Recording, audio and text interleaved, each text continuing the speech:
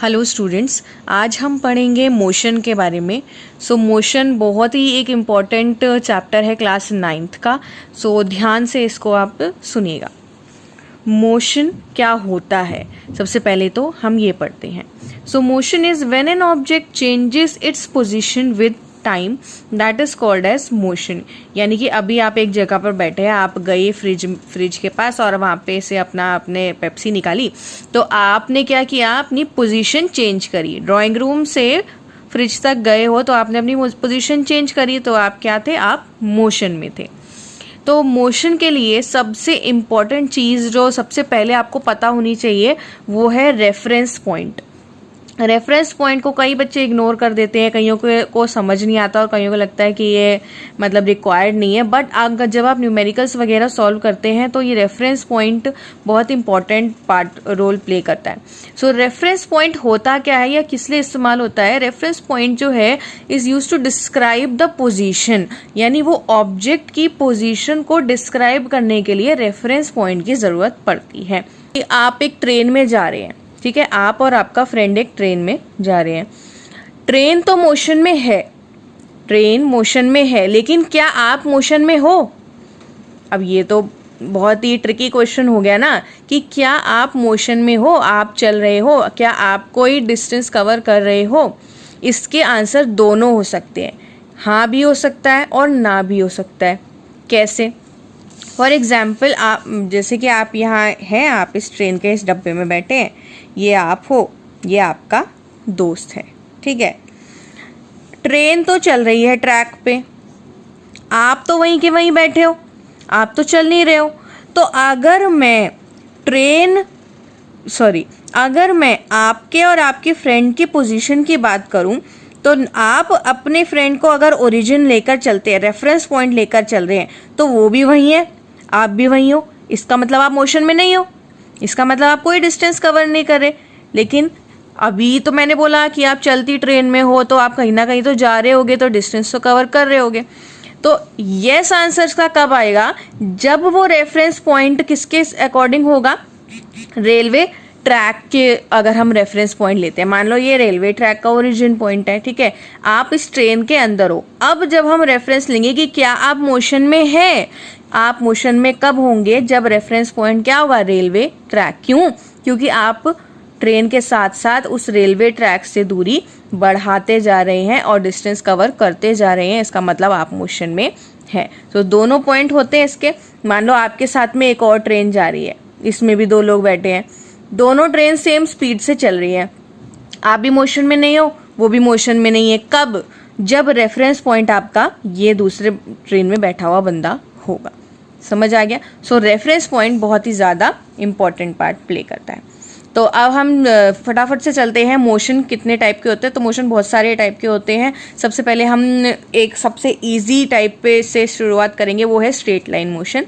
Straight line, जैसे कि सबको नाम से समझ आ रहा होगा, वह मोशन जब हम एक स्ट्रेट लाइन सीधी में चलते हैं, तो उस मोशन को हम बोलते हैं straight line motion. When an object moves along a straight line, it is known as straight line object motion.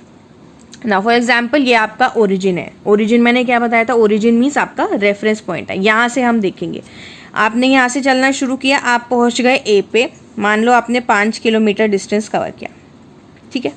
फिर ए के बाद आपने फिर शुरू करा चलना, ए से बी तक 2 किलोमीटर डिस्टेंस कवर किया, बी से सी तक 3 किलोमीटर डिस्टेंस कवर किया। टोटल डिस्टेंस आपका क्या होगा? टोटल दूरी आपकी क्या होगी? O A plus A B plus B C, यानी 5, 2 और 3, 5, 2 और 3, कितना आ गया? ये 10 किलोमीटर आपका डिस्टेंस आ गया। अब हम देखते हैं डिस्टेंस और डिस्प्लेसमेंट में क्या डिफरेंस होता है। डिस्टेंस और डिस्प्लेसमेंट में डिफरेंस देखने के लिए, मान लो ये पॉइंट ओ है, ओरिजिन है आपका, यहाँ से आपने चलना स्टार्ट किया, ठीक है। आप स्कूल में पढ़ते हैं और आपको टीचर ने बोला क्लास में से कि जाओ जाके मैडम को बुक देकर आओ। ये रही लाइब्रेरी, ये लाइब्रेरी है यहाँ, ठीक है। यहाँ पे लाइब्रेरी में आपको मैम को बुक देकर आनी है। अब भाई आप क्लास से निकले और आपको लगा अब तो आज़ादी मिल गई है, चलो चलते हैं थोड़ा सा जाके पानी पी के आते हैं। पानी गए, वाटर कूलर के पास गए, यहाँ पानी पिया, यहाँ पे आपको एक और मैडम मिल गई, उन्होंने बोला कि दूसरी मैडम को बुला के लाओ। आप उन मैडम को ढूंढने चले गए, घूमने चले गए, और यहाँ आपको इस रूम नंबर 1 में वो मैडम मिल गई।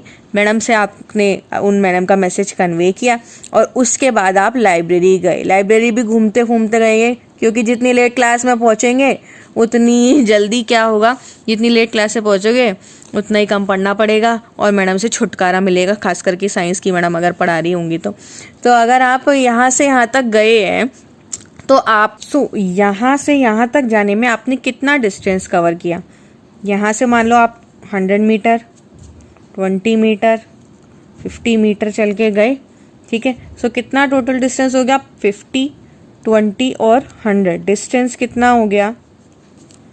50, 20, 100, यानी कि ये हो गया 170 मीटर। ये तो हो गया डिस्टेंस, कितनी दूरी आपने तय करी है। लेकिन अब हम बात करते हैं डिस्प्लेसमेंट। तो डिस्प्लेसमेंट क्या होता है? Displacement is the shortest distance. Shortest distance किसके बीच में होगा? Shortest distance between the initial and the final position. Initial मतलब जहाँ से शुरू किया और फाइनल मतलब जहाँ पे आपने स्टॉप किया। सो इनिशियल और फाइनल पोजीशन में जो डिस्टेंस होगा, शॉर्टेस्ट डिस्टेंस जो होता है वो हमेशा स्ट्रेट लाइन होता है। सो ये जो डिस्टेंस होगा, मान लो ये 30 मीटर है, सो ये जो शॉर्टेस्ट डिस्टेंस होगा वो ही क्या होगा? डिस्प्लेसमेंट होगा। सो आपका डिस्प्लेसमेंट क्या हो गया है? 30 मीटर। सबको क्लियर हो गया? डिस्टेंस क्या होता है, डिस्प्लेसमेंट क्या होता है? डिस्टेंस मतलब आप जितना चले हो वो आपका हो गया डिस्टेंस। डिस्प्लेसमेंट में हमें नहीं मतलब होगा आप कितना घूम फिर के आ रहे हो, हमें बस मतलब होगा इनिशियल पोजीशन कितनी है, कौन सी है, फाइनल पोजीशन कौन सी है, दोनों के बीच में शॉर्टेस्ट डिस्टेंस कितना है, और वही आपका डिस्प्लेसमेंट कहलाएगा।